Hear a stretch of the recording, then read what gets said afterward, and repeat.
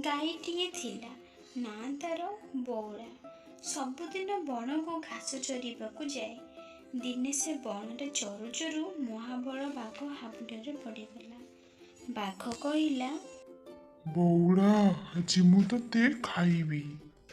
ବଉଳା କିନ୍ତୁ ଡରିଲା ନାହିଁ। ସେ କହିଲା, ବାଘ ମାମୁଁ, ମୋ ଛୁଆ ମୋ ଫେରିବା ବାଟକୁ ଚାହିଁ ରହିଥିବ।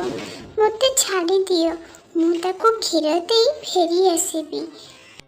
ବାଘ କହିଲା, ତୁ ସତ କହୁଛୁ ତ ଫେରି ଆସିବୁ?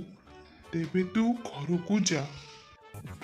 ବଉଳା ଘରକୁ ଫେରି ବାଛୁରୀକୁ କ୍ଷୀର ପିଆଇଲା। ତା ଆଖିରୁ ଲୁହ ବୋହି ଯାଉଥାଏ। ସେ କେବଳ ବାଛୁରୀକୁ ଚାଟୁଥାଏ। ଛୁଆକୁ କ୍ଷୀର ଖୁଆଇ ସାରି ବଉଳା ବଣକୁ ଫେରି ଆସିଲା। ବଉଳାକୁ ଦେଖି ବାଘର ଦୟା ହେଲା। ସେ କହିଲା, ଧନ୍ୟ ବଉଳା, ତୋର ସତ୍ୟ ରକ୍ଷା କରି ଫେରି ଆସିଲୁ। ତେଣୁ ମୁଁ ତତେ ଖାଇବି ନାହିଁ। ଯା, ତୁ ତୋ ଛୁଆ ସାଙ୍ଗରେ ଖୁସିରେ ରହିବୁ। ତ ପିଲାମାନେ, ଆମେ ଏଇ କାହାଣୀଟିରୁ ଏଇଆ ଶିକ୍ଷା କଲେ ଯେ ସତ କହିବା ଦ୍ୱାରା ଜୀବନ ମଧ୍ୟ ବଞ୍ଚିଥାଏ। ତେଣୁ ଆମେ ସର୍ବଦା ସତ କହିବା ଉଚିତ।